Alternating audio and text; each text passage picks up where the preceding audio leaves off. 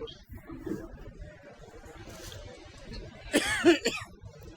যেহেতু আম্বিয়া আলাইহিস সালাম আসছেন, এটি ওনারা চিন্তা ভাবনা করছেন মানুষ কি করে আল্লাহকে মানে, আল্লাহ তাআলাকে মানুষ স্বীকার করে। সমস্ত দুনিয়ায় আল্লাহ তাআলাকে স্বীকার করে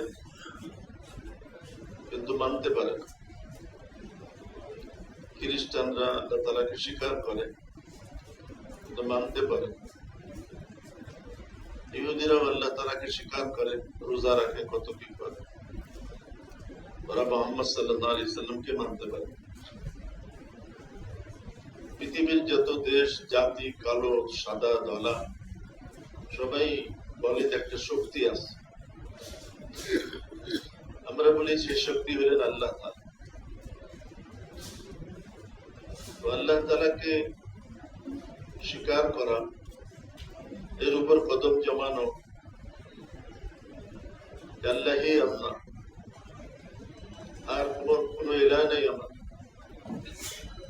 আর আমার কোন মাবুদ নেই, একমাত্র আল্লাহ। पालने वाला अल्लाह, बचाने वाला अल्लाह, मारने वाला अल्लाह, इज्जत देने वाला अल्लाह, बेइज्जती करने वाला अल्लाह, এটাকে স্বীকার করছে। আল্লাহ তাআলা বলেন, ইন্নাল্লাযীনা ক্বালু রাব্বানা, এই কথা বলছে আমার পালনে वाला আল্লাহ। এরপরে আল্লাহ তাআলা বলেন, সেই কথাও বলছে, এর উপর জমেছিল, সুম্মাস্তাকাম, এরপর মওত পর্যন্ত সে জমেছিল।